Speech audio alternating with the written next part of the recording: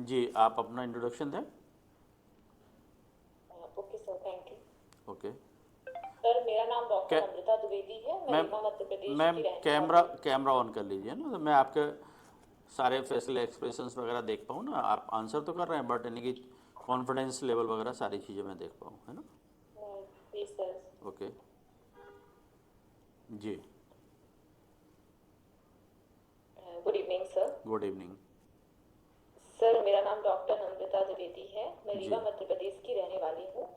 मैंने अपना graduation and post graduation Madhavrao Sadashivrao Golwalkar महाविद्यालय रीवा से किया है, बायोटेक्नोलॉजी सब्जेक्ट में। इसके उपरांत मैंने अपनी पीएचडी महात्मा गांधी चित्रकूट ग्रामोदय विश्वविद्यालय से बायोटेक्नोलॉजी में की है, जिसमें मेरा शोध का विषय था जी।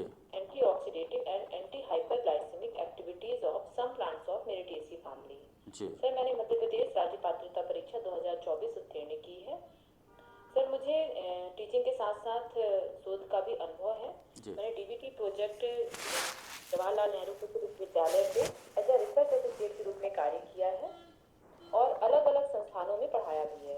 वर्तमान में मैं निर्भय सिंह पटेल महाविद्यालय आ रही हूँ और मुझे नेशनल एकेडमी ऑफ साइंसेज की तरफ से स्प्रिंगर यंग साइंटिस्ट अवार्ड भी मिल चुका है। मुझे रिसर्च राइटिंग में मेरी रुचि है और थैंक यू सर। ओके। तो मैं कीर्ति मोडवानी जी मैम जुड़ चुकी हैं गूगल मीट में, मैं उनको इंट्रोड्यूस करवा दूं। ये केमिस्ट्री के असिस्टेंट प्रोफेसर की 2024 के लिए मैम क्लास है गूगल मीट। इसमें यानी कि सारे केमिस्ट्री के ही स्टूडेंट ऐड हैं और आप हैं और मैं हूँ। तो इसमें एक ब्रीफ पहले तो थोड़ा सा आप दे दीजिएगा कि केमिस्ट्री सब्जेक्ट का जो किस तरह से प्रोफेशन करना है, और स्पेशली इसमें आपका physical chemistry, inorganic, organic chemistry का और केमिस्ट्री का अप्लाइड पार्ट को यानी कि किस तरह से तैयार करना है। फिर उसके बाद क्वेश्चन आंसर का सिलसिला स्टार्ट किया जाए।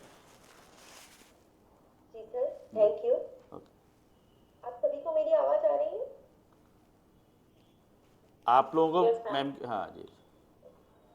सबसे पहले नूतन वर्ष की सभी को हार्दिक शुभकामनाएं। आपको भी और मैम बहुत बहुत शुभकामनाएं। सर, सबसे पहले आज मैं एक सार्वजनिक मंच से आपको और आपकी पूरी टीम को सबसे पहले बहुत बहुत धन्यवाद देती हूँ। पिछले एक साल से जो मुझे आपसे गाइडेंस मिला है जी। और आज का दिन शायद हम इसीलिए देख पा रहे हैं जी। सब लोग। Thank you so much sir. Okay ma'am. सबसे पहली चीज मैं सभी स्टूडेंट को कहना चाहूंगी, सफलता का कोई शॉर्टकट नहीं है। सफलता लगातार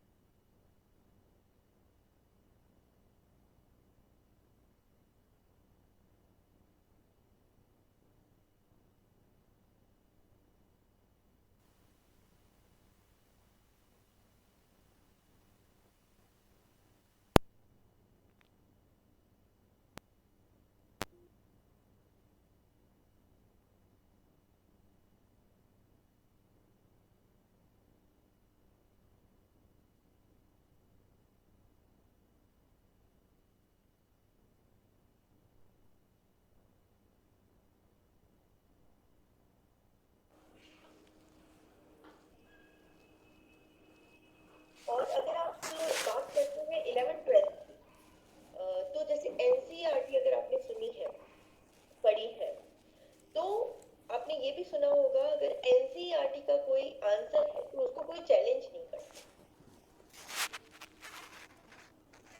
और वो हमारी केमिस्ट्री का बेस है। अगर आपने सॉलिड स्टेट, काइनेटिक्स और ये टॉपिक जो है वो वहां से पढ़े हैं तो कहीं और से आपको कुछ भी डिटेल लेने की जरूरत नहीं है। उसमें बहुत briefly explanation plus questions plus आपके डायग्राम्स और डेरिवेशंस, क्योंकि वो बहुत ज्यादा निकलती है। वो एक जना नहीं प्रूव करता, वो स्टेप बाय स्टेप जो एक्सपर्ट्स हैं उनको प्रूफ होती है और उस प्रूफ राइटिंग और रीडिंग के बाद में वो बुक पब्लिश होती है, तो वो ऑथेंटिक बुक है।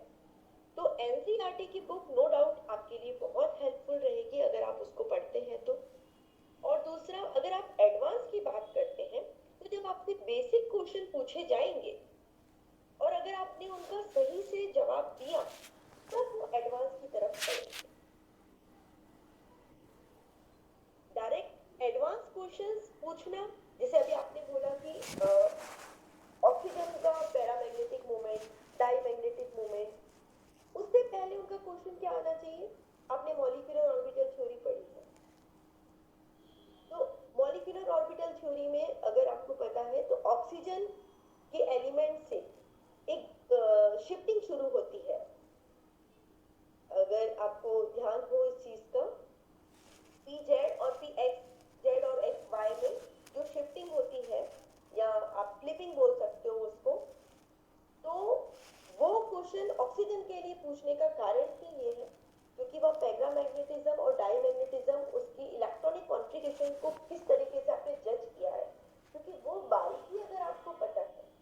और ये क्वेश्चन नेट, सेट और पीएससी में बहुत जनरल क्वेश्चन है। O3 का कॉन्फ़िगरेशन, O2 प्लस का कॉन्फ़िगरेशन, O2 प्लस 2 का कॉन्फ़िगरेशन, क्योंकि जब तक आपके बेसिक कंसेप्ट क्लियर नहीं है उसको लेकर आप उसका आंसर नहीं कर सकते। चलिए नेक्स्ट कोई।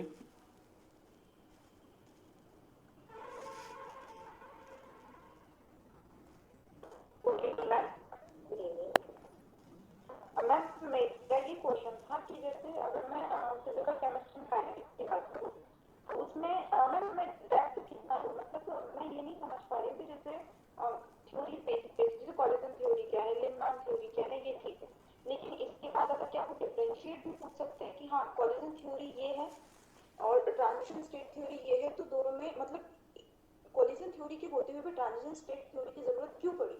क्या इस तरीके से भी क्वेश्चन वो फ्रेम कर सकते हैं? बिल्कुल कर सकते हैं मैम, क्योंकि बहुत बेसिक क्वेश्चन है। अगर आप काइनेटिक्स की बात कर रहे हो, सबसे पहले केमिकल काइनेटिक्स क्या है ये क्वेश्चन उठना चाहिए जी। उसके बाद में मॉलिक्यूलरिटी और ऑर्डर ऑफ रिएक्शन, जो बहुत मैं बोलती हूँ फ्रीक्वेंटली आस्क्ड क्वेश्चन है।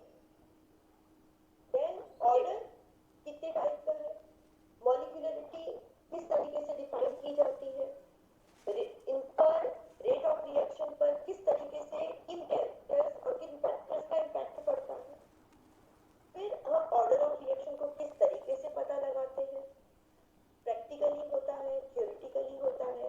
तो क्वेश्चन बढ़ते बढ़ते बढ़ते, जब अगर आपकी काइनेटिक्स से बात स्टार्ट हुई और आपने इतने क्वेश्चन अगर सही सही दिए आंसर, तो फिर आपसे वो डायरेक्टली आरएमएस थ्योरी के ऊपर क्वेश्चन पूछ सकते हैं। उसके बाद में वो ये पूछ सकते हैं कि आरएमएस थ्योरी कौन सी कंसेप्ट पे बेस्ड है, तो आपने अगर आंसर दिया वो कोलिजन थ्योरी पे बेस्ड है। देन दे विल आस्क, अगर आपने ट्रांजिशन स्टेट थ्योरी के बारे में सुना तो हमने ट्रांजिशन स्टेट थ्योरी को पैटर्न क्यों माना, तो क्वेश्चंस एक लिंक में चलेंगे ना, क्योंकि डायरेक्ट हम आपका आंसर नहीं आएगा कि आप कोलिजन थ्योरी बता दीजिए। वो तब कंडीशन में होगा जब आपने बेसिक काइनेटिक्स का बता दिया।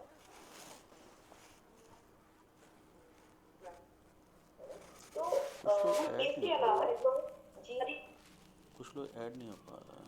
जी मैम, मैं यूँ कह रही हूँ आपको कि काइनेटिक्स जैसा टॉपिक जो है वो अपने आप में बहुत बड़ा टॉपिक है।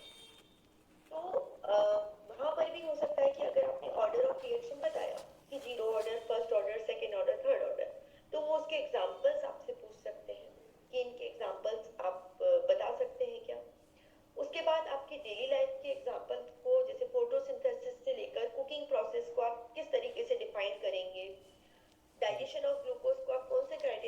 मैसेज आ रहे हैं लोगों के। ये चीजें कई बार डेली लाइफ से कनेक्ट करके अगर आप पढ़ेंगे, क्योंकि वहां पर वो लाइव एग्जांपल्स आपको दिखते हैं, क्योंकि थ्योरी समय पता है बट उसका इम्प्लीमेंटेशन किस तरीके से हमें करना है, और हम जिस प्रोफेशन में जा रहे हैं हमें हमारी नॉलेज को कन्वे करना है। हमें सभी को सब चीजों का नॉलेज है, तभी हम लोग सब यहाँ तक आए हैं। तो बेसिकली हमारी नॉलेज से ज्यादा वो हमारी स्किल और हम जो सीख चुके हैं उसको आगे जनरेशन तक या स्टूडेंट तक किस तरीके से आप पहुंचाएंगे। उसके बाद कई बार वो बोर्ड पर आपसे लिखवाएंगे, कई बार पेपर पेन पर लिखवाएंगे, कई बार ओरली फॉर्मूला पूछेंगे। तो आप सभी चीजों के लिए, क्योंकि मुझसे पहले और बाद में उन्होंने बोर्ड पर टीचिंग भी करवाई, फॉर्मूलाज पेपर पर भी लिखवाए, पर वो मेरे साथ नहीं हुआ। तो इसका कोई फिक्स पैटर्न नहीं है कि वो बोर्ड पर मार्किंग आपसे करवाएंगे नहीं करवाएंगे। तो हमें हर सिचुएशन के लिए खुद को तैयार करना है। फॉर्मूलाज आप लिखकर तैयार करें, एक दो टॉपिक्स अच्छे से बोर्ड टीचिंग के लिए तैयार करें।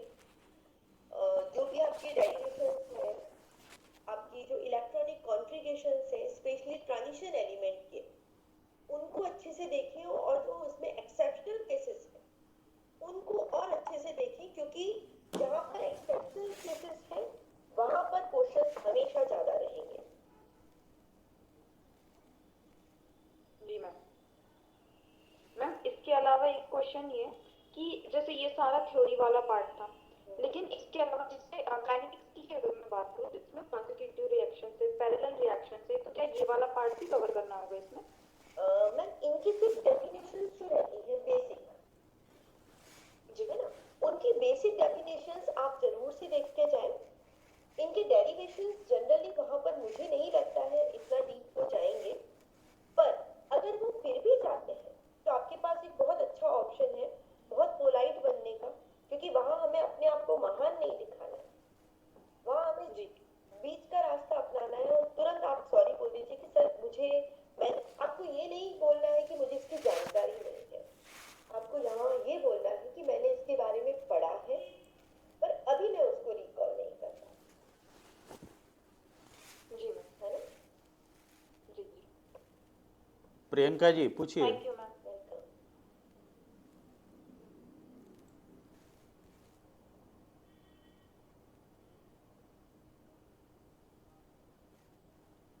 Doctor Kiran Tiwari ji. Good evening ma'am. Good evening. मेरा नाम निकिता है। जी, firstly congratulations to you. Thank you so much.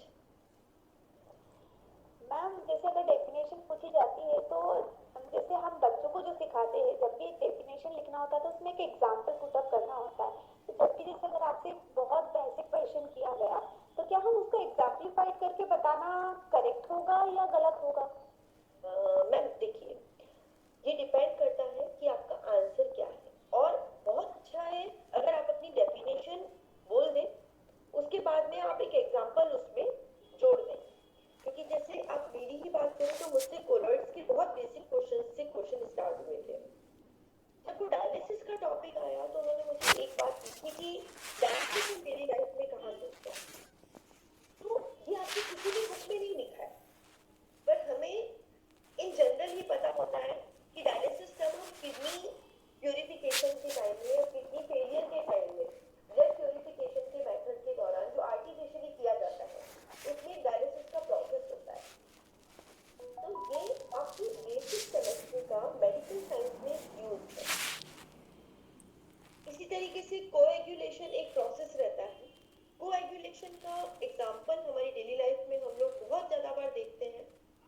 तो वो चीजें हर बार एक डेफिनेशन आप नो डाउटली बोलिए, और उतना बोलकर कोशिश करिए कि आप रुक जाइए।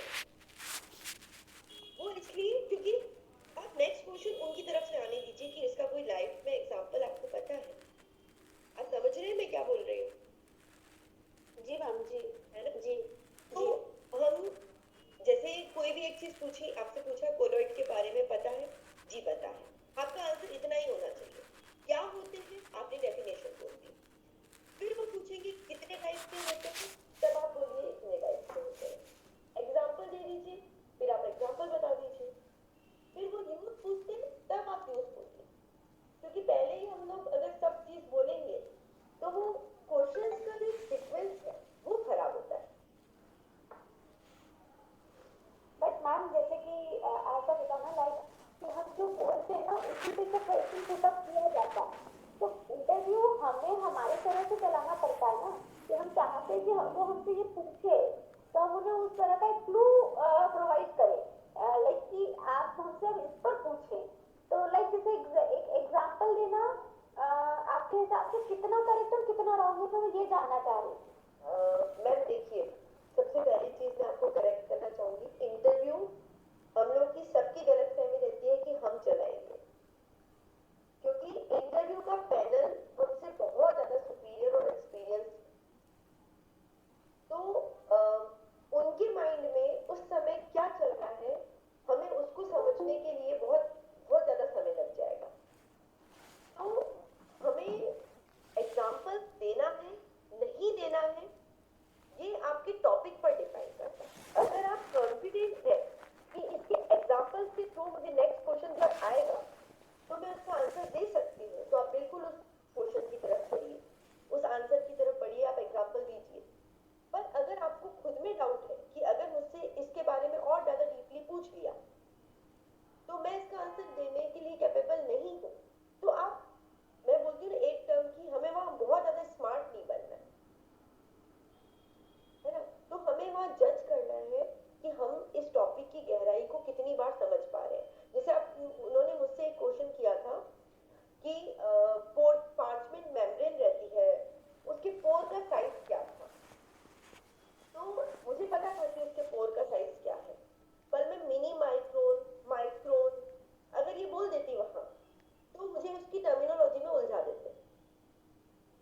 तो मैंने क्या करा उस समय, मैंने सर को बोला सर मैंने पढ़ा है इसके बारे में पर मैं अभी एग्जैक्ट उसका वैल्यू जो है वो याद नहीं कर पा रही।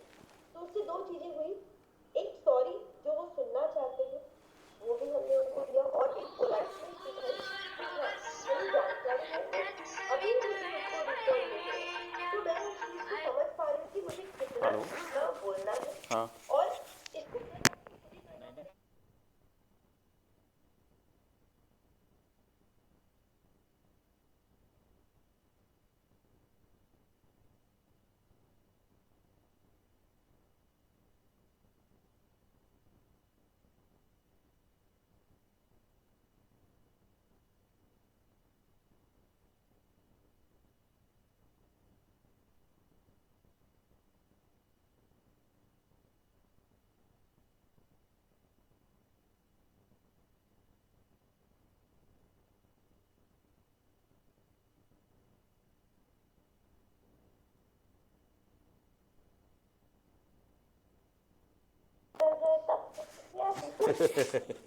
इसके लिए बहुत सारे वीडियो मैम के डले हुए हैं, है ना, जो मैम ने दिए थे समीक्षा इंस्टीट्यूट में, और मैम से अच्छा कोई नहीं कि बता नहीं सकता मैं आपको।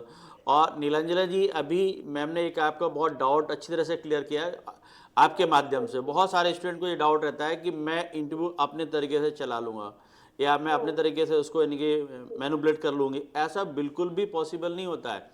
और ये जो आपको स्टाफ से लोग बताते हैं ना कि साहब इंटरव्यू को अपनी तरफ खींचा जा सकता है और ये किया जा सकता है, देखिए वो लोग यानी कि सब्जेक्ट का तो अच्छी नॉलेज रखते ही हैं, साथ में वो बहुत अच्छे साइकोलॉजिस्ट भी बन जाते हैं, आप लोग ही बना देते हैं। तो वो आपकी साइकोलॉजी को समझ लेते हैं कि आप चाह रहे हैं कि आपसे इससे रिलेटेड क्वेश्चन पूछा जाए, तो वो जानबूझ करके बिल्कुल इग्नोर कर देंगे, आपसे फिर उस टॉपिक को टच ही नहीं करेंगे। तो आप जैसा चल रहा है उस चीज़ को चलने दीजिए, आप तो ये फोकस करें कि जो पूछा जाएगा मैं उसको यानी कि बोलूँ। और ऐसा भी लग रहा है कि आपका कोई यानी कि पोर्शन वीक हो रहा है, आप वहाँ यानी कि नहीं बोल पा रहे हैं, तो आप ये भी एकदम बोल सकते हैं। एक आध क्वेश्चन के बाद बार बार सॉरी बोलना पड़ रहा है कि सर अभी ये टॉपिक मैंने उतनी अच्छी तरह से नहीं पढ़ पाया था या मेरा उतना स्ट्रॉन्ग नहीं है, तो वो हाँ आप पर यानी कि रहम खा के, आपको दया का पात्र समझ के आपको चेंज कर सकते हैं। बट आप स्मार्टनेस दिखाओगे ना, वो चीज़ बिल्कुल नहीं चलेगी। तो स्मार्टनेस कहीं भी नहीं दिखाना है आपको, ये ध्यान रखिएगा। और मैं ये चाहूँगा कि आप लोग वन बाय वन यानी कि क्वेश्चन पूछें तो ज़्यादा बेहतर रहेगा। और आप हैंड से कर लिया करें, हैंड अप कर लिया करें। ये अभी निशा गर्ग जी पूछना चाह रही हैं मैम आपसे। निशा गर्ग जी पूछिए। जी sir, good evening sir, good evening ma'am. Good evening, good evening. And first of all, congratulations, ma'am. You done great achievement. Ma'am मेरा क्वेश्चन ये है कि थ्योरी बेस्ड तो पूछते ही हैं, पर जैसे मेरा पीएचडी भी है प्लस मेरा एक हर्बल फैटी ड्रग है जो मैंने 2022 में सितंबर में ज्वाइन किया है, तो क्या वो उधर से भी काउंसिलिंग करेंगे? मैम देखिए, पीएचडी और किसी भी टॉपिक के बारे में आपका गृह जिला हो या कोई भी चीज हो, इसके बारे में आप पूरी श्योरिटी से कुछ नहीं बोल सकते कि आपसे पूछा ही जाएगा। जैसे मैं मेरी थीसिस मेरे साथ ले गई थी, उन्होंने मेरी थीसिस चेक की, देखी अच्छे से, बट उन्होंने मुझसे पीएचडी से रिलेटेड कोई भी क्वेश्चन नहीं पूछा, जबकि मैं बहुत अच्छे से अपनी एक एक डेफिनेशन, क्यों, क्या, कैसे, कब हुआ, क्यों मैंने कोई फॉर्मूला यूज किया, क्यों मैंने कोई केमिकल चेंज किया, क्या मैंने थ्योरी, क्या प्रैक्टिकल, क्या इंस्ट्रूमेंट, कितने टेम्परेचर पर काम किया, सब पढ़ा था। बट और मुझसे पहले वालों से क्वेश्चन पूछे गए, तो वहां आपका प्रिडिक्शन नहीं चलेगा। आप जरूर से उसके बारे में तैयारी करके जाएं, अपने पीएचडी के टॉपिक की बिल्कुल हर एक बारीकी को पढ़ के जाएं, क्योंकि जैसे आपका टॉपिक है ड्रग, तो इसका एक बहुत अच्छा क्वेश्चन बनता है मेडिसिन और ड्रग, तो बेसिक डिफरेंस क्या है। जी जी। तो ये बहुत पैटर्न क्वेश्चन है। कुछ ड्रग्स के नाम बता दीजिए, कुछ फॉर्मूलाज बता दीजिए जिन पे आपने काम किया, उन्हीं को क्यों चुना आपने, किस कंडीशन में आपने चुना।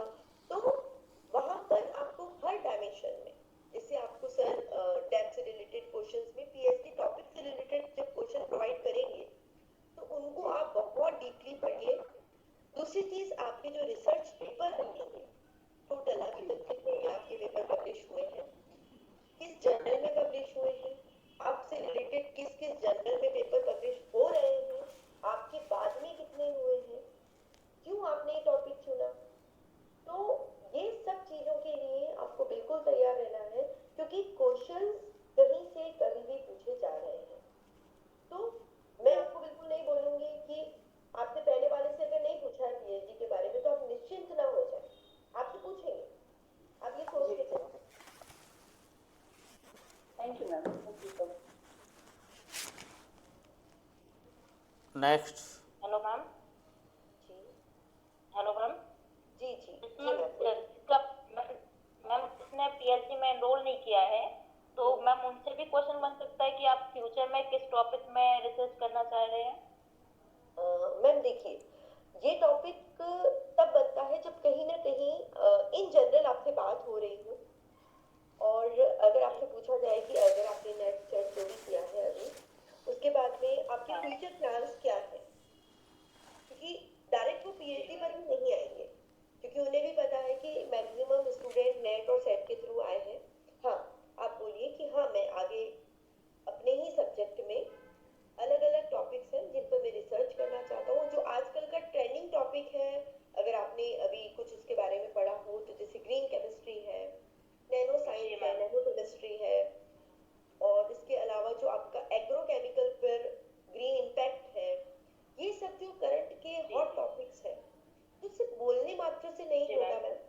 आप उनसे रिलेटेड एक दो अच्छे जर्नल के नाम याद करके जाएं, कुछ रीसेंट पब्लिकेशंस को देख के जाएं, ताकि हाँ उन्हें लगे कि हाँ आप बोलने के लिए नहीं बोल रहे हैं, आपको उस सब्जेक्ट के बारे में जानकारी है, आप वास्तव में कुछ करना चाह रहे हैं।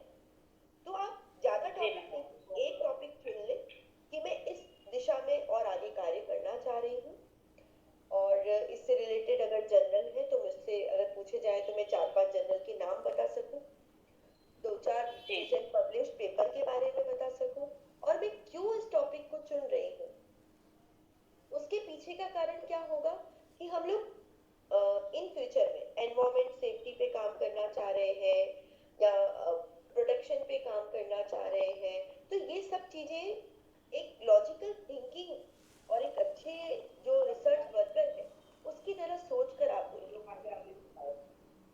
जी मैम एज रिलेटेड क्वेश्चन भी पूछ सकते हैं क्या? जैसे मेरी एज 23 है अभी, जी तो मैम मेरे से क्वेश्चन किया जा सकता है क्या कि आप क्यों असिस्टेंट प्रोफेसर बनना चाहते हैं? देखिए मैम, ये क्वेश्चन जो है ना जनरली मैक्सिमम लोगों से पूछा जा रहा है कि आप इस प्रोफेशन में क्यों आना चाह रहे हैं, तो आपको अपने आप को जस्टिफाई करना है वहां पर, क्योंकि ये आपके व्यक्तित्व का परीक्षण है, जैसे सर हमेशा बोलते हैं। वो ये देखना चाह रहे हैं, इंटरव्यू का मकसद मेरे अकॉर्डिंगली ये है कि वो ये देखना चाह रहे हैं कि ये सामने वाला व्यक्ति अगर एक क्लास में जाकर खड़ा होता है तो उस क्लास को किस तरीके से हैंडल करता है, क्योंकि हमें पता है इस प्रोफेशन में स्टूडेंट्स जो होंगे कई बार 20-22 साल 23 साल 24 साल तक होंगे और शायद इससे बड़े भी होंगे, तो आपको वहां पर अपनी मैच्योरिटी, तो आपको आप ये बोल सकते हो कि मेरे को मुझे शिक्षण में रुचि है, इस प्रोफेशन में मैं आना चाह रही हूँ और इसके लिए मैं अपने आप को हर दिशा में तैयार कर रही हूँ या तैयार कर चुकी हूँ। आपको अपना पॉजिटिव वे, अपना स्ट्रेंथ वहां पर आपको शो करनी है कि हाँ, अगर मुझे मौका दिया जाएगा तो मैं बहुत अच्छे से इस प्रोफेशन को जस्टिफाई कर सकती हूँ। जी ma'am, thank you ma'am. Welcome.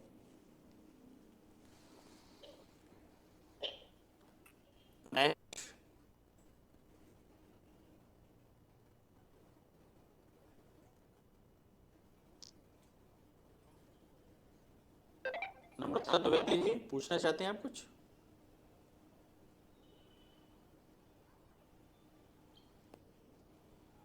Doctor नहीं सर। जी, डॉक्टर तोशी।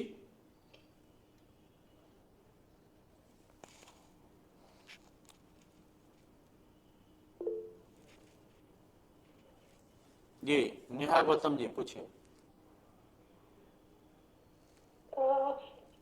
मैम ये प्रिपरेशन के मतलब दौरान जो भी वो था, तो मैम इसमें जैसे आप मॉक दिए हैं तो इसका मतलब क्या रोल रहा है, मतलब आपके प्रिपरेशन में इंटरव्यू में? मैम देखिए, मॉक देने का सबसे बड़ा उद्देश्य ये होता है कि जब आपसे रैपिड फायर क्वेश्चंस पूछे जाते हैं तो उनको आप किस तरीके से हैंडल करते हैं, क्योंकि जब आप मॉक देते हैं ना मैम, तो हर डायमेंशन में अलग अलग पैनल मेंबर्स, अगर आपने मॉक दिया होगा या आप देने वाले होंगे तो आप देखेंगे जब वो पैनल मेंबर आपसे क्वेश्चन पूछते हैं तो वन बाय वन वहां पर भी आपकी बोलने की हैबिट तभी होगी जब आप प्रैक्टिस करेंगे। आप खुद से पहले आंसर्स लिखिए, उन्हें याद कीजिए और आप कोशिश ये करिए कि जब आप मॉक देते हैं तो मॉक के दौरान जो आपसे क्वेश्चन पूछे जा रहे हैं और जो क्वेश्चन आपसे नहीं है उनको आप फिर से रिकॉल करिए और लिख लीजिए। उससे क्या होगा, आपका धीरे धीरे क्वेश्चन बैंक बढ़ने लगेगा। दूसरा चीज ये रखिए कि हर चीज डेप्थ में या डेप्थ में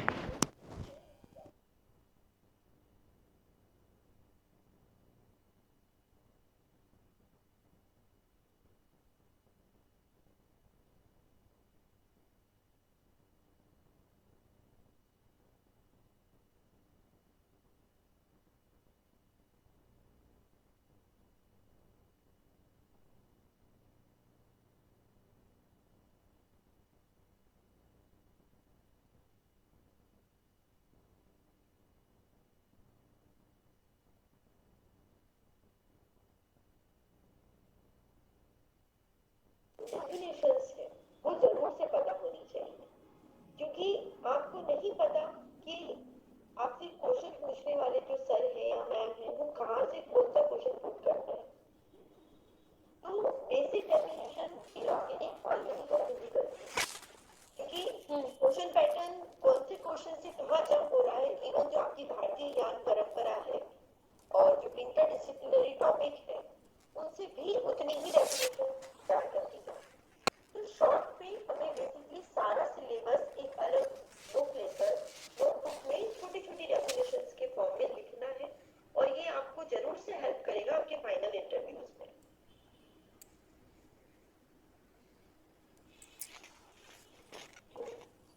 नेहा जी, अभी आपने पूछा ना कि नेहा जी अभी अभी आपने कहा ना कि मैम इनकी इंटरव्यू का, इनके मॉक इंटरव्यू का कितना रोल होता है, तो मैं आपको जानकारी दे दूँ, सबसे ज़्यादा कीर्ति मैम ने ही इनकी मॉक दिए थे और उनको सब्जेक्ट की तो बहुत शानदार तैयारी थी। उसके बाद भी सबसे ज़्यादा मॉक कीर्ति जी ने दी और इसी का परिणाम आपके सामने है कि वो आज मध्य प्रदेश में रैंक 1 है। इंटरव्यू को उन्होंने बहुत सीरियस तरीके से लिया, जबकि आप काफ़ी टाइम से टीचिंग एक्सपीरियंस है, सब्जेक्ट में भी बहुत अच्छा नॉलेज है और आप नीमच डिस्ट्रिक्ट से हैं। नीमच डिस्ट्रिक्ट की वो शानदार जानकारी है, शायद नीमच वालों को और किसी को नहीं हो, है ना। तो आप लोग अपनी तैयारी को बहुत सीरियस तरीके से लें और मैम की जो भी बातें बोल रही हैं आप बिल्कुल अक्षरशः उनका पालन करें और 100% मैं बता रहा हूँ कि आपकी बहुत अच्छी तैयारी हो जाएगी।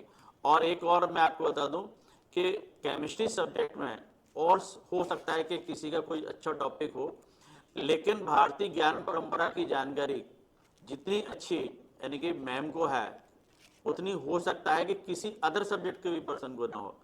तो इसलिए आप इसका लाभ जरूर लें कि मैम से एक क्लास इसकी रखवाएंगे भारतीय ज्ञान परंपरा में केमिस्ट्री, है ना।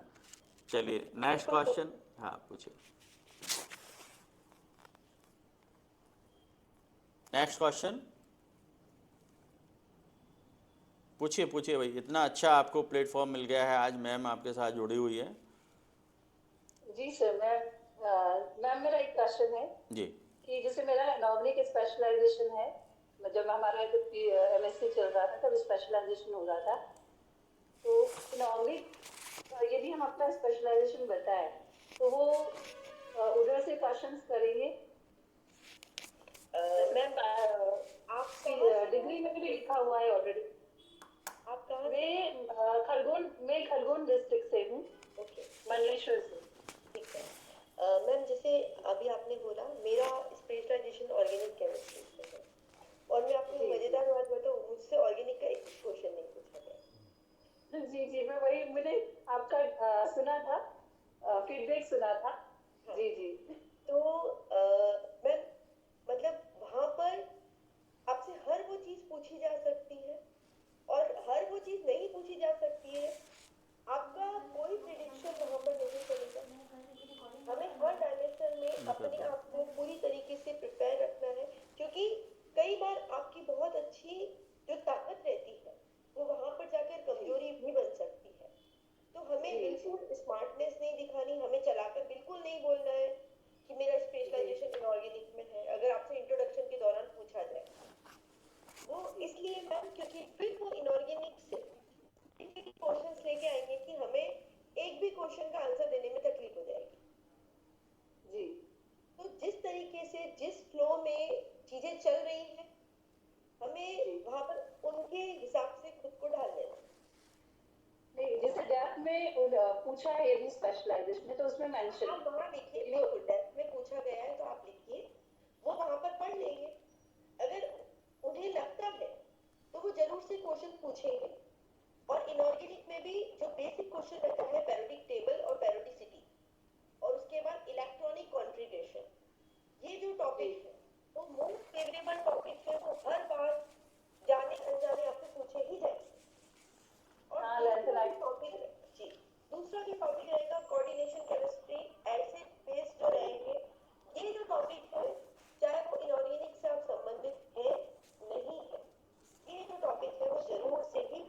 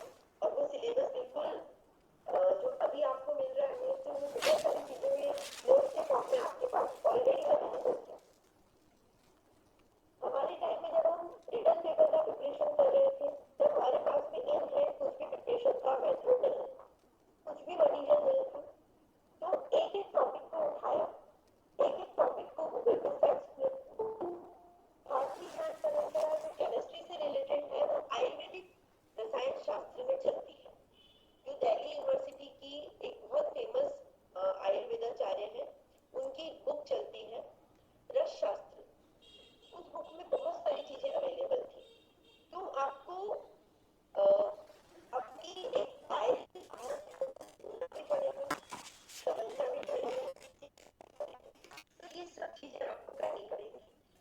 तो ऐसा फिक्स प्लेटफॉर्म नहीं था।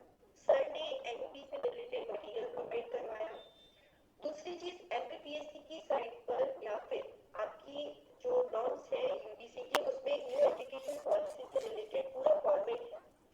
अगर आप देखोगे तो उस पूरे फॉर्मेट को आप डाउनलोड कर लीजिए, हो सके तो उसकी हार्ड कॉपी ले लीजिए और उसमें और कोशिश करिए कि आप हिंदी वाला जो उसका पेपर है वर्जन, उसको डाउनलोड करके उसकी कॉपी करवा लें, क्योंकि कुछ चीजें हिंदी में बहुत साफ शब्दों में समझ में आती है।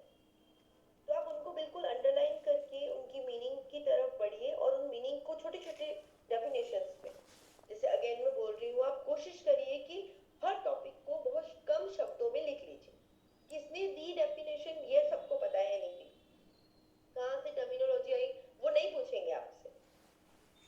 उनका क्वेश्चन क्या रहेगा कि न्यू एजुकेशन पॉलिसी आपको किस तरीके से बेनिफिशियल रखती है आपके अपने सब्जेक्ट के लिए। तो आपको इसमें तैयारी करनी है। भारतीय ज्ञान परंपरा क्या है और आपसे सब्जेक्ट से इसका रिलेशन क्या है। उसके बाद में जो आपके एंशिएंट केमिस्ट थे या आपके एंशिएंट जो साइंटिस्ट हुए थे आपके सब्जेक्ट से, उनके बारे में आपको क्या पता है, उन्होंने क्या ऐसे इन्वेंशन करे, हम क्यों उनके बारे में पढ़ रहे हैं। तो ये सब चीजें हमें बिल्कुल पता होनी चाहिए और अक्षर अक्षर पता होनी चाहिए हमें बिल्कुल। सबसे पहली चीज मैं सबको ये कहना चाहूंगी, अगर आपको किसी चीज के बारे में जानकारी नहीं है तो प्लीज आप पैनल मेंबर्स को गुमराह करने की कोशिश ना करें। उन्हें अगर आपको नहीं पता है तो वो सेकंड में समझ जाएंगे कि आपको नहीं पता है। तो आप बिल्कुल उन्हें घुमाएं, उन्हें गुमराह ना करें। आपको नहीं पता आप सॉरी बोल दीजिए, जब भी आती है या मैंने पढ़ा कभी नहीं कर पाती या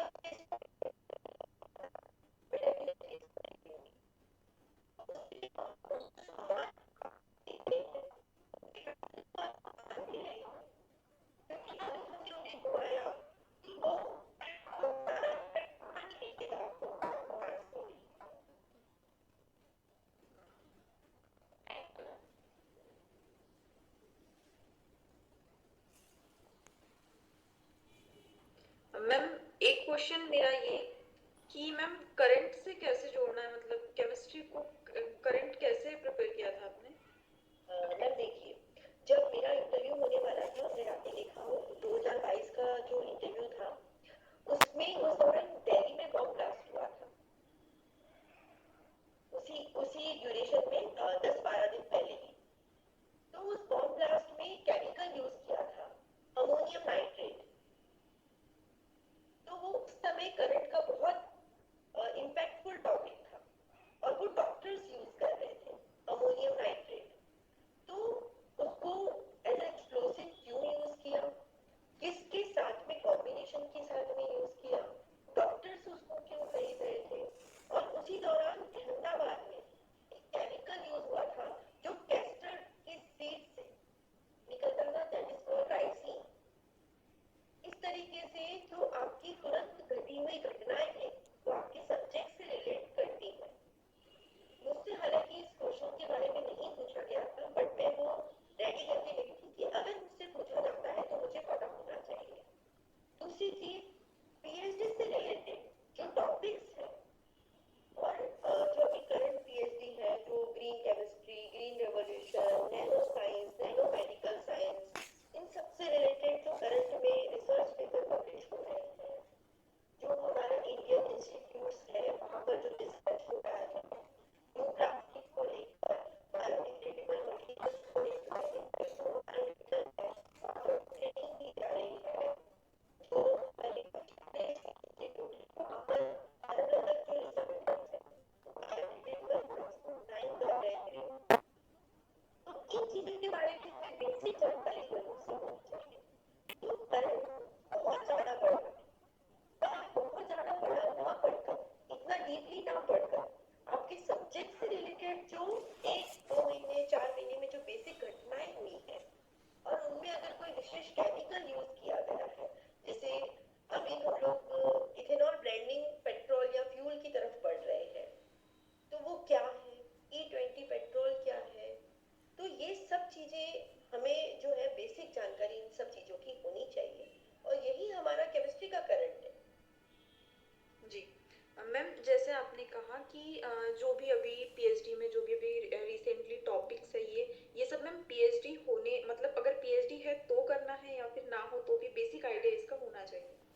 मैम बेसिक आइडिया जो करंट रिसर्च चल रहे हैं, जो पीएचडी कर चुके हैं उनको इसलिए पूछा जाएगा क्योंकि आप अवेयर कितना है। ऐसा नहीं है कि आपने पीएचडी कर ली और आपने रिसर्च पे काम करना छोड़ दिया जो आज चल रहा है, क्योंकि आगे आपको अपने जो फॉलोअर्स हैं या स्कॉलर्स हैं उनको गाइड भी करना है। तो आपको करंट के टॉपिक्स और उनकी इम्पोर्टेंस के बारे में जानकारी होनी चाहिए। और जो पीएचडी करना चाह रहे हैं उनको इसलिए इनकी जानकारी होनी चाहिए क्योंकि फ्यूचर स्कोप क्या है, आप केमिस्ट्री को किस तरीके से बेनिफिट होने के लिए या बेनिफिशियल प्रोडक्ट बनाने के लिए यूज करेंगे, उसके लिए आपको इनकी जानकारी होनी चाहिए। तो क्वेश्चन सेम है पर जो उनके पूछे जाने का तरीका है वो दोनों के लिए अलग है और इम्पोर्टेंस भी दोनों के लिए अलग है। जी मैम। मैम इसके अलावा मैम ऑर्गेनिक केमिस्ट्री की अगर मैं बात करूँ तो ऑर्गेनिक केमिस्ट्री मैम किस तरह से प्रिपेयर करना है, मतलब अगर केमिस्ट्री की बात करूँ तो सारे इफेक्ट्स है वो ठीक है, इसके अलावा सारी नेम रिएक्शंस है तो मैम नेम रिएक्शन भी बहुत सारी है, मतलब कितनी प्रिपेयर करे और इसके अलावा मतलब बहुत सारा है मैम, थोड़ा सा इसके बारे में। मैं अगर आपको बोलूं कि अगर मैं नेम रिएक्शंस की बात करती हूँ जो बहुत बहुत फेमस नेम रिएक्शंस हैं, जैसे कई बार स्टूडेंट्स से फ्रीडल क्राफ्ट पूछी जाती है, कॉल्वेज फिट पूछी जाती है, एल्डोल कंडेंसेशन, बेंजोइक कंडेंसेशन पूछा जाता है, तो वो उसका आंसर नहीं दे पाते। तो ये बहुत बेसिक क्वेश्चंस हैं। उसके बाद में आपके जो रिएक्शन इंटरमीडिएट्स हैं उनके बारे में आपको पता होना चाहिए। तो हमें ऐसा नहीं कि बहुत ज्यादा नेम रिएक्शन 100, 150, 200, 500 पढ़नी है, नहीं। हमें एक बार बेसिक जानकारी सभी की होनी चाहिए और फिर भी अगर कोई ऐसी नेम रिएक्शन आपके सामने आ जाती है, जैसे मेरा लास्ट मॉक हुआ था समीक्षा इंस्टीट्यूट में ही, तो मुझसे एक पनीर रिएक्शन पूछी गई थी और उसी से सिमिलर रिएक्शन जब मुझसे पूछी गई तो मुझे बिल्कुल नहीं पता था उसके बारे में और तो वो रिएक्शन उससे भी ज्यादा इजी थी बट मुझे बिल्कुल रिकॉल नहीं हुआ उसके बारे में। तो आप बोल दीजिए कि हाँ मुझे अभी नहीं हो रही है रिकॉल, मैंने पढ़ा था इसके बारे में। आप ये बोलेंगे कि मैंने पढ़ा ही नहीं है और स्पेशली आपके सब्जेक्ट के बारे में, तो वो गलत इम्पैक्ट देता है। नेम रिएक्शन बहुत सारी सभी के लिए याद करना संभव नहीं है और ये फैक्ट है। तो आप बहुत बहुत उलझिए, आपसे जो बेसिक है जितनी आपसे हो जाए एक शॉर्टलिस्ट कर लीजिए उन्हें और बिल्कुल शॉर्ट में वन लाइन में एक फॉर्मूला के बेस पे जो बेसिक रिएक्शन है उसको लिख लीजिए और आप उतनी ही तैयारी करिए। और फिर भी अगर उससे डीपली क्वेश्चन पूछा जाता है तो आप बोलिए सर मैंने पढ़ा था बट मैं अभी इसको नहीं याद कर पा रही हूँ या मुझे अभी इसके बारे में कोई चीज याद नहीं आ रही है, तो इसमें कोई बड़ी बात नहीं है। मैम मैम मुझे ये पूछना था कि जैसे आपने बहुत अच्छे से प्रिपेयर किया था सब, मतलब 2 लाइन में सारे डेफिनेशंस मतलब जो मॉक देखा है आपका तो उसमें व्यवस्थित वर्डिंग में सेम आ रही है, मतलब तो उसके लिए आपने कुछ अलग से नोट्स प्रिपेयर किए थे क्या? मैं अभी थोड़ा लेट ज्वाइन हुई हूँ तो मैंने थोड़ा मिस कर दिया, अगर आपने पहले भी बताया हो तो। ये मतलब बहुत सारा मटेरियल है, जैसे स्पेक्ट्रोस्कोपी की बात करूँ तो मैं बहुत बड़ा है तो उसमें ना जो मतलब स्ट्रेट फॉरवर्ड जो हमको 1 लाइन 2 लाइन बोलना है तो क्या उसके लिए अलग से प्रिपेयर करेंगे क्या, या मतलब अब इतना टाइम है मेरे पास अभी स्टार्ट कर दो तो मतलब मीन्स कर पाऊंगी? मैम देखिए समय सीमा का ये है कि अगर आप 100 टॉपिक में से 50 टॉपिक बहुत अच्छे से प्रिपेयर करती हैं तो वो ज़्यादा अच्छा है अगर आप 100 टॉपिक को ही अच्छे से प्रिपेयर नहीं करती हैं। तो बिल्कुल आप लोग नोट्स बनाइए। मैं हमेशा बोलती हूँ, मेरे जितने भी जानने वाले हैं जो मुझे पर्सनली भी जानते हैं, मैं उन्हें भी यही चीज़ बोलती हूँ कि आपको शॉर्ट नोट्स बनाने ही हैं और कोई शॉर्टकट नहीं अपनाना है। अगर आपको इंस्टीट्यूट से कोई क्वेश्चंस भी मिले हैं, जैसे सर से मुझे मेरे डेप्थ से रिलेटेड अराउंड 500 क्वेश्चंस मिले थे, उसके बाद में हर टॉपिक हर अलग अलग कंसेप्ट से रिलेटेड मुझे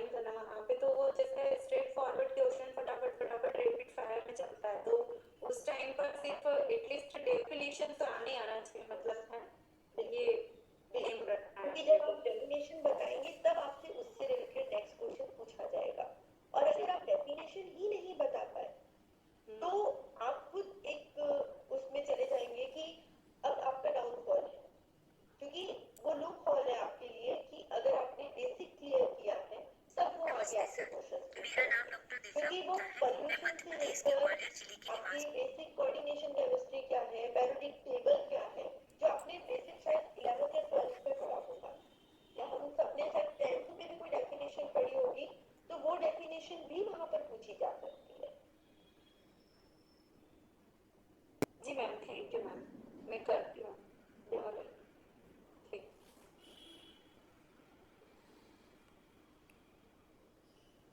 और किसी का कोई क्वेश्चन?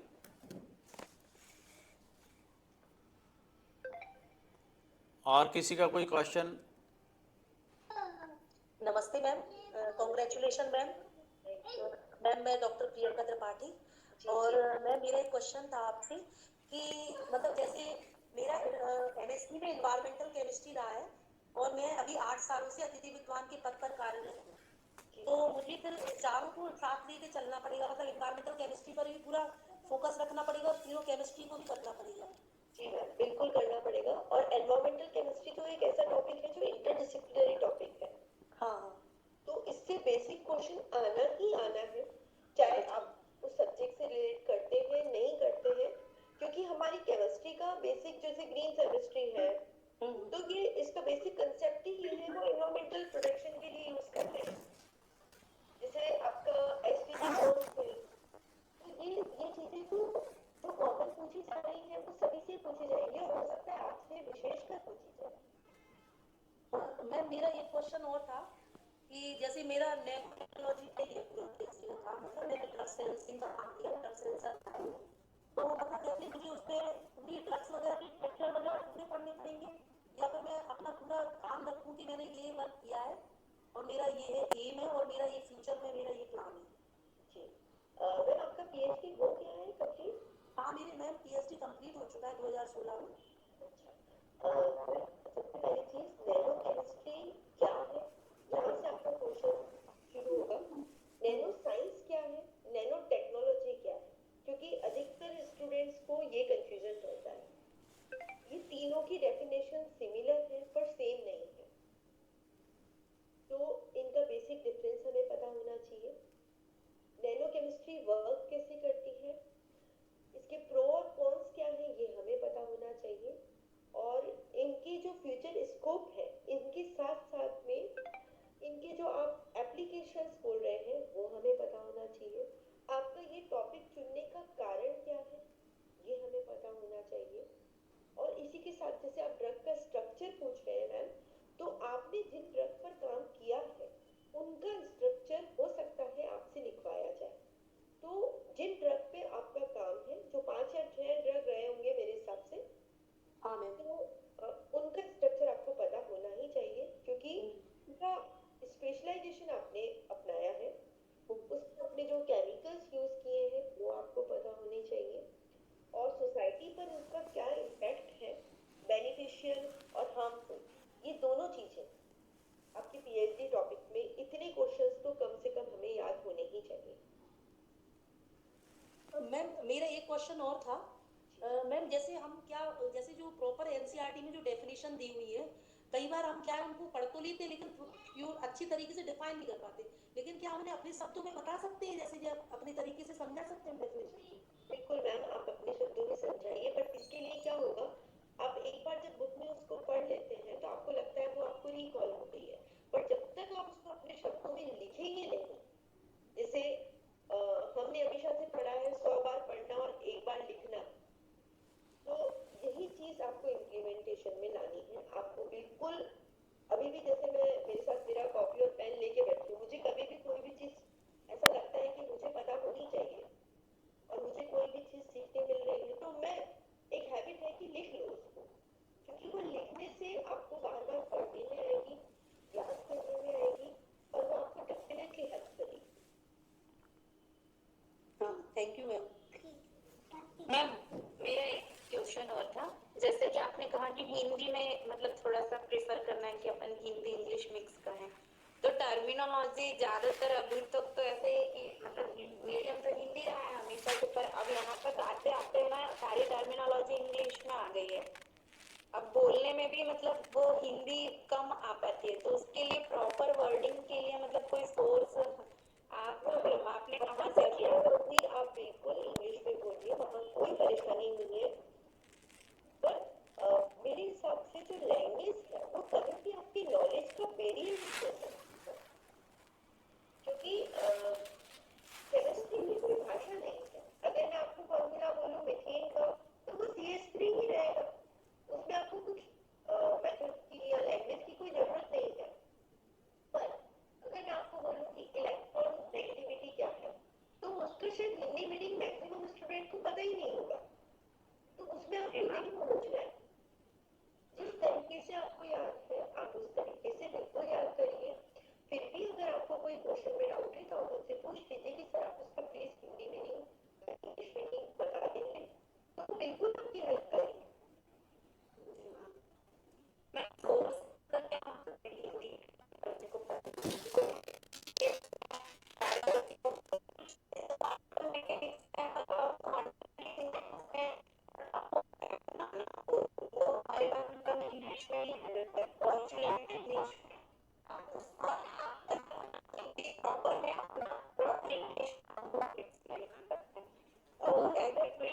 इसके लिए आप एक काम करिए, एक आप जो हेल्प कर सकते हैं, जो टेक्स्ट बुक है हिंदी मीडियम की टेक्स्ट बुक मार्केट में अवेलेबल है, अगर आप चाहें तो मैथमेटिक्स के लिए ले सकते हैं।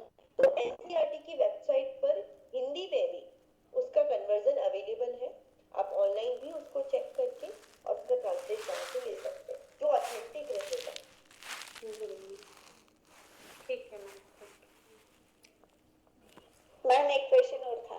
जी मैम बोलिए। जी मैम, जैसे हम लोगों को प्रेशर रहता है वहाँ अंदर इंटरव्यू में, है ना, ये सभी जानते हैं, और हमारे मुंह से कभी बाय मिस्टेक कोई आंसर गलत निकल गया, तो हमें क्या करना चाहिए? देखिए, अगर आपने आंसर दिया और तुरंत आपको रिकॉल हो गया कि ये आंसर तो मैंने गलत दिया, 2 क्वेश्चन के बाद में उसको रिकॉल करने का कोई मतलब नहीं है ना। पर अगर आपको तुरंत कोई चीज रिकॉल हो जाती है तो आप बिल्कुल बोलिए क्षमा कीजिए सर, मुझसे समझने में और बोलने में चूक हो गई, इसका आंसर ये था, और इस तरीके से आप अपने शब्दों को बात को वहां रख सकते हो।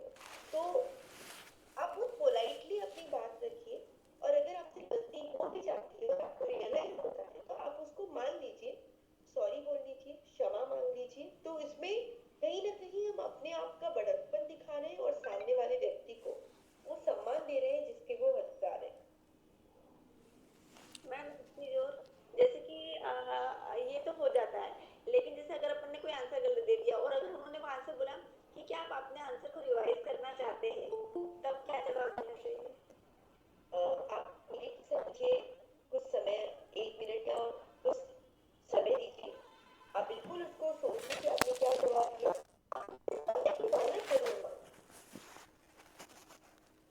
सर मैं क्या 1 मिनट उसको सोच सकती हूँ दोबारा से। तो अगर आपको वो समय मिलता है और अगर आपको लगता है तो आप बोल दीजिए सर जो मैंने कहा था अगर वो सही है, मेरे विचार से या मेरे मानने में ये सही है, जहाँ तक मुझे जानकारी है ये सही है, तो आप इस तरीके से शब्दों में पिरो दीजिए उसे, क्योंकि आपको इतना ही पता है। और फिर अगर आपको लगता है कि करेक्शन करना है तो फिर उससे क्षमा मांग लीजिए कि सर मैं माफी चाहूंगी, उस समय मुझसे ये गलती हो गई, इसे मैं अब सुधार रही हूँ। Thank you ma'am. Taruna ji पूछिए। जी नमस्ते मैम। मैम मुझे पूछना था कि हमें मतलब कितना टाइम लेना है रिस्पॉन्ड करने के लिए, क्योंकि जिस दिन मेरा इंटरव्यू था उस दिन मैम उनका जैसे क्वेश्चंस जैसे आ रहे थे, उससे पैनल ने जो सर थे उन्होंने क्वेश्चन पूछा, उन्होंने पेट्रोल से रिलेटेड मुझसे क्वेश्चन पूछा, तो मेरा डायरेक्ट आंसर ये था कि मुझे अभी इसकी जानकारी नहीं, बट पैनल में जितने भी लोग थे उन्होंने अपने सारे क्वेश्चन की स्टार्टिंग पेट्रोल और उसकी कंपोजिशन उसी से स्टार्ट किया। मैम देखिए,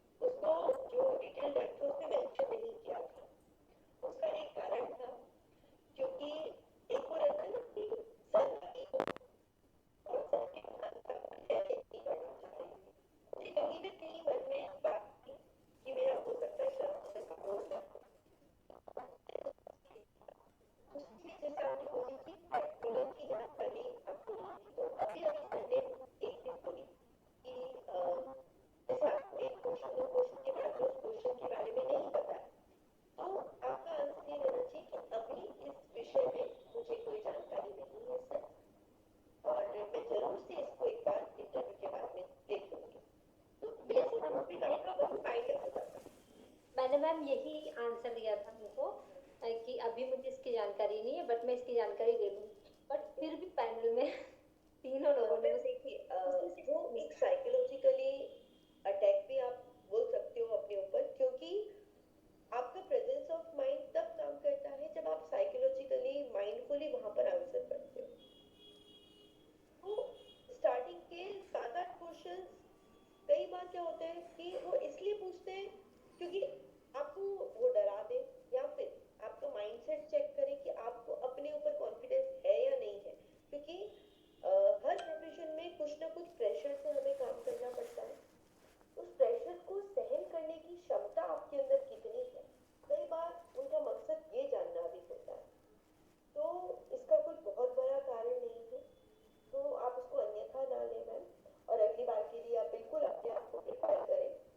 तो इन चीज़ों को आप अपने पर हावी ना होने दें, जो बीत गया उसको छोड़ दीजिए, क्योंकि दोबारा सेम क्वेश्चन इस तरीके से आना संभव नहीं है। और अगर क्वेश्चन आ भी जाता है तो आप कॉन्फिडेंटली उसको बोलिए कि, क्योंकि अब आप क्या करेंगे, बाकी लोगों से अलग एक एक्सपीरियंस के साथ में सेकेंड इंटरव्यू के लिए जाएंगे, जी। है ना? तो बिल्कुल आपको शुभकामनाएं मैम। Thank you.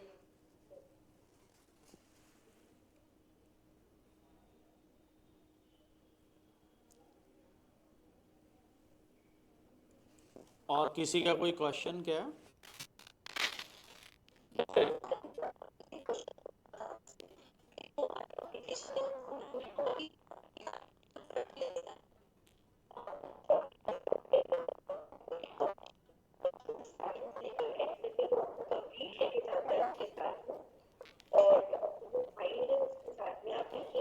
आपके पूरे चीजें अपने साथ में कैरी करिए, जो मेन आपके डॉक्यूमेंट्स आए फोल्डर में आप अपने रिसर्च पेपर अपने साथ रख लीजिए। अगर आपसे पूछा जाता है तो आप प्लीज रिसर्च पेपर निकाल कर उन्हें दे सके, ऐसे उनको हैंडी रखिए। Thank you. Good evening ma'am, आपको पहले तो बहुत बधाइयाँ फर्स्ट रैंक के लिए मैम।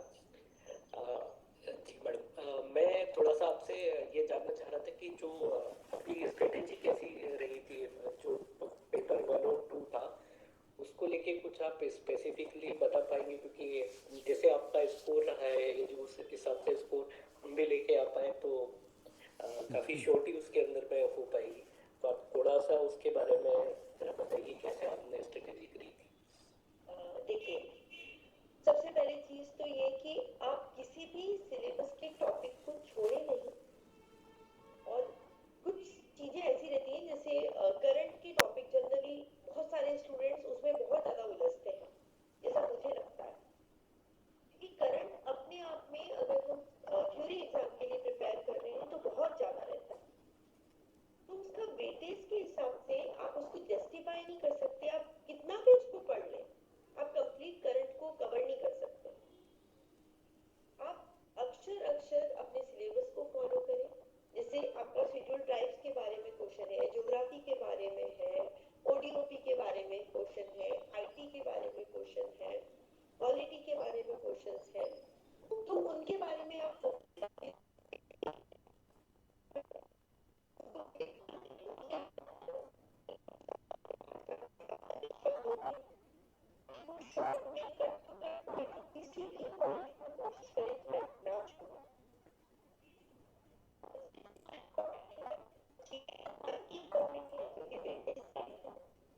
दूसरी चीज ये कि वो आपको एक एंटीपास देता है कि आपका सब्जेक्ट भी चेक होगा, तो इसलिए उसको पढ़ना उतना ही जरूरी है। और सिलेबस को फॉलो करने के साथ साथ में आप उसको लिखते चलें। उससे रिलेटेड क्वेश्चंस को आप सेम डे जो ऑनलाइन प्लेटफॉर्म्स हैं उनके माध्यम से आप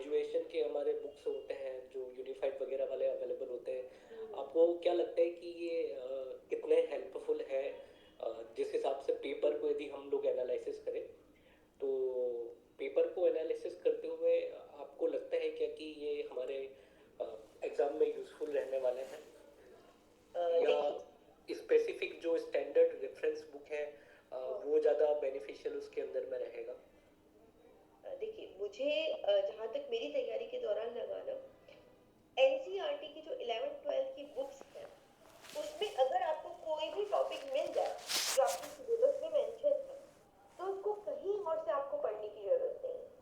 उसमें बहुत अच्छा एक्सप्लेनेशन है, पर हाँ उसमें भी आप जो चीज़ पढ़ें उसके नोट्स आप खुद से बनाएं, फिर उससे पढ़ें।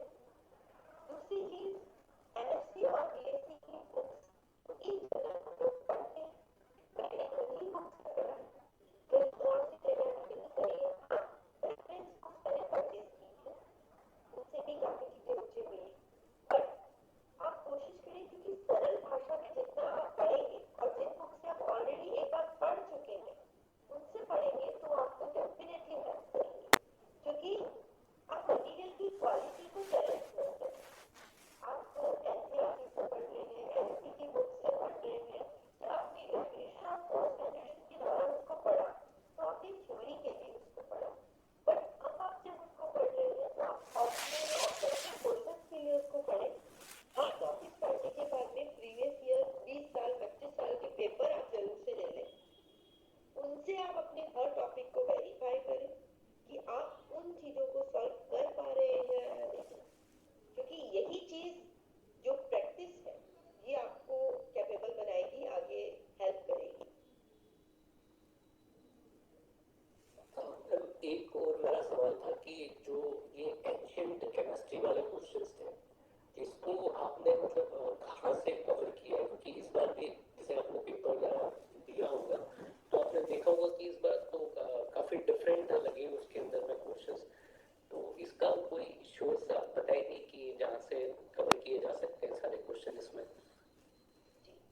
सबसे पहले तो एक बात मैं आपको बताना चाहूँगी, मैंने 24 वाला एग्जाम नहीं दिया था और जो एंशिएंट केमिस्ट्री आप लोग बोल रहे हैं बहुत जल्दी जनवरी के मंथ में ही मेरी एक बुक आने वाली है, treasure of Indian ancient chemist. उसमें अराउंड मैंने हर टॉपिक को जो हमारे सिलेबस में है उसको, उसके objective, short answer, long answer सारे ही क्वेश्चंस को कवर किया है। और जब मैंने उसको पढ़ा था तो मैंने एनसीईआरटी से लेकर आयुर्वेद की हर बुक, बीएससी की हर बुक और दिल्ली यूनिवर्सिटी के अर्थशास्त्र में चलने वाली बुक, इन सब किताबों को पढ़ा था। इन सब किताबों को पढ़ने के बाद में मेरे मन में एक चीज़ ये भी आई थी, क्योंकि एक्चुअली जब हमने पढ़ा था वो था हमारे पास में इसका मटेरियल नहीं था, तो मेरे साथ में सभी लोगों के साथ शायद ये समस्या रही होगी और अभी भी है।